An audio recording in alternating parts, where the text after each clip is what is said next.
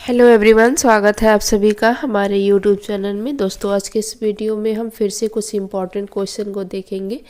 इसके पहले के वीडियो में हमने इसी तरह से इम्पॉर्टेंट क्वेश्चन देखा था, तो आइए देखते हैं। ये चाहे कंपटीशन हो, चाहे 10th का एग्ज़ाम हो, 11th का 12th का एग्ज़ाम हो, ये बहुत ही इम्पॉर्टेंट क्वेश्चन है।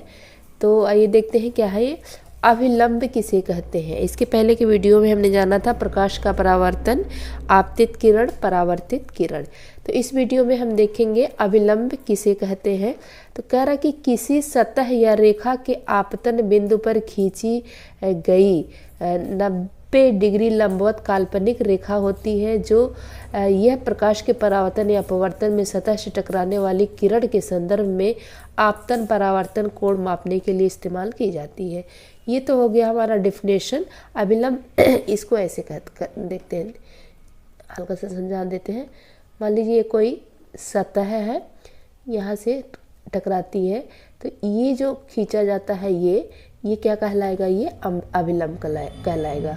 और ये क्या करती है? 90 अंश का ये कोण बनाती है। जैसे क्या कहा गया है? खींची गई 90 अंश का लंबवत काल्पनिक रेखा होती है। ये हमारा क्या हो गया? ये अभिलंब कहते हैं इसको। फिर कह रहा है कि सीधा प्रतिबिंब किसे कहते हैं? तो सीधा प्रतिबिंब वह छवि है जो वस्तु की दिशा में ही बनती है। यानी अगर वस्तु सीधी है तो प्रतिबिंब भी सीधी होगी। तो प्रतिबिंब भी सीधा, सिर ऊपर पैर नीचा दिखाई देगा। यह हमेशा आभासी होता है और इसे पर्दे पर नहीं उतारा जा सकता है। ठीक है, मान लीजिए मोमबत्ती को जलता हुआ हम उसमें देखते हैं शीशे में, तो वहाँ पे सेम जैसे इधर जलता है वैसे ही उधर भी दिखाई देगा। मतलब अगर उसका ऊपर की तरफ लौ है तो ऊपर उसमें भी दिखाई देगा, नीचे उसमें भी दिखाई देगा। तो इस तरह का जो प्रतिबिंब बनता है क्या कहलाता है? सीधा प्रतिबिंब कहलाता है। और ये आभासी होता है, इसको मतलब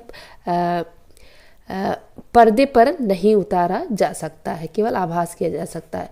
समतल दर्पण, उत्तल दर्पण हमेशा सीधा प्रतिबिंब ही बनाते हैं। ठीक, समतल दर्पण और उत्तल दर्पण हमेशा कैसा प्रतिबिंब बनाते हैं? सीधा प्रतिबिंब बनाते हैं। उसके बाद से गोलीय दर्पण क्या होता है? गोलीय दर्पण वह दर्पण है जिसका परावर्तक तल किसी खोखले कांच के गोले का एक भाग होता है। इसकी एक सतह पर पॉलिश होती है और दूसरी सतह पर प्रकाश को परावर्तित करती है। यह दो प्रकार के होते हैं, अवतल दर्पण धसी हुई सतह, उत्तल दर्पण उभरी हुई सतह। तो ये हमारा क्या हो गया? यहाँ पे बस डेफिनेशन से मतलब है, यहाँ पे समझा नहीं सकते, समझाने के लिए बाद में देखते हैं। तो ये हमारा गोलीय दर्पण का परिभाषा हो गया। उसके बाद से हम देखते हैं अवतल दर्पण किसे कहते हैं। वह गोलीय दर्पण है जिसका परावर्तक पृष्ठ अंदर की ओर धंसा हुआ होता है। ठीक है, ऐसा दर्पण है ये अवतल दर्पण, जो परावर्तक पृष्ठ क्या होता है? अंदर की ओर धंसा होता है। तो जैसे ये हो गया हमारा ये ऐसे, ये जो है ये अंदर की ओर धंसा हुआ है ये, तो ये क्या हो जाएगा? अवतल दर्पण हो जाएगा ये। उसके बाद से नेक्स्ट टॉपिक देखते हैं। और प्रकाश किरणों को एक बिंदु पर केंद्रित करता है। यह दर्पण वास्तविक और उल्टी छवि के साथ साथ बड़ी और आभासी छवि भी बना सकता है।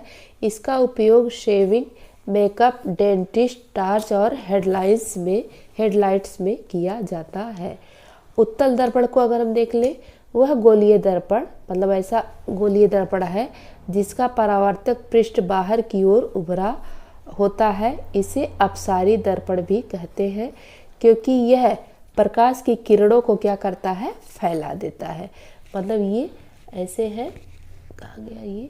ऐसे ऐसे क्या करता है? ये फैला देता है। ये लाइट जली। तो देखते हैं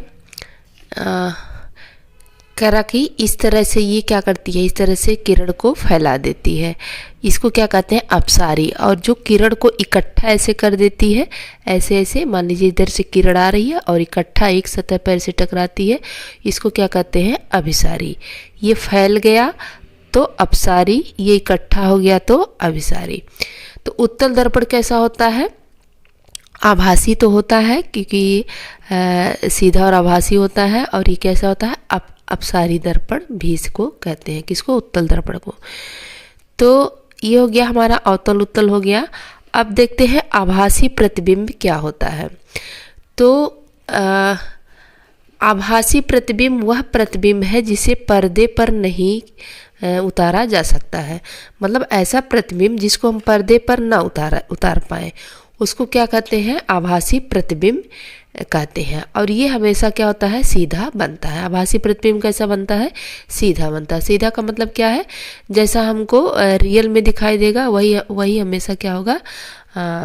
मतलब अगर हम शीशे में देखें तो उसमें भी वैसे ही दिखाई देगा। अगर ऊपर की तरफ है तो ऊपर, नीचे की तरफ है, जैसा मतलब शेप रहेगा वैसा ही दिखाएगा। तो आभासी प्रतिबिंब कैसा होता है?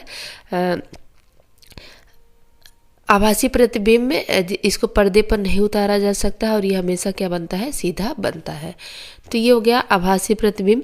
अब देखते हैं वास्तविक प्रतिबिंब क्या होता है। तो कह रहा कि पर्दे पर बनने वाले प्रतिबिंब को वास्तविक प्रतिबिंब कहते हैं। ऐसा प्रतिबिंब, छवि या छाया प्रतिबिंब को साइंस की भाषा में तो प्रतिबिंब कहते हैं, लेकिन मतलब इसकी छाया या छवि जिसको हम पर्दे पर उतार लें उसको क्या कहते हैं? वास्तविक प्रतिबिंब कहते हैं। पर्दे पर बनने वाले प्रतिबिंब को क्या कहते हैं? वास्तविक प्रतिबिंब कहते हैं। ये हो गया हमारा। उसके बाद से हम देखते हैं नेक्स्ट चैप्टर का है ये विद्युत धारा। विद्युत धारा किसे कहते हैं? किसी इलेक्ट्रॉनिक परिपथ में विद्युत के प्रवाह और परिपथ में प्रवाहित होने वाले विद्युत की मात्रा से है। इसे एम्पियर ए में मापा जाता है। मतलब ऐसा परिपथ या रास्ता जिसमें इलेक्ट्रॉनिक बहता हो, उसमें कितना विद्युत प्रवाह हो रहा है, परिपथ में प्रवाहित होने वाले विद्युत की मात्रा से कितनी मात्रा में विद्युत दौड़ रही है, इलेक्ट्रिक दौड़ रही है, उसको क्या कहते हैं? विद्युत धारा कहते हैं। इसको किससे मापते हैं? एम्पियर से मापते हैं। ये जो सारी क्वेश्चन है, हालांकि ये क्लास 7 के बुक से लिखे हैं, लेकिन ये अभी 10th का एग्ज़ाम हुआ था, ये सारा क्वेश्चन उसमें आया था। तो इस वीडियो में बस इतना ही, क्योंकि वीडियो लंबी हो जाएगी। और नेक्स्ट वीडियो में फिर से हम इसी तरह से जो है क्वेश्चन आंसर देखेंगे, इम्पॉर्टेंट क्वेश्चन आंसर, जो कि ये सब है। देखिए, तो इस वीडियो में बस इतना ही। अगर वीडियो पसंद आई हो तो प्लीज़ इसे लाइक करिएगा, चैनल को सब्सक्राइब करिएगा। वीडियो देखने के लिए थैंक यू, धन्यवाद।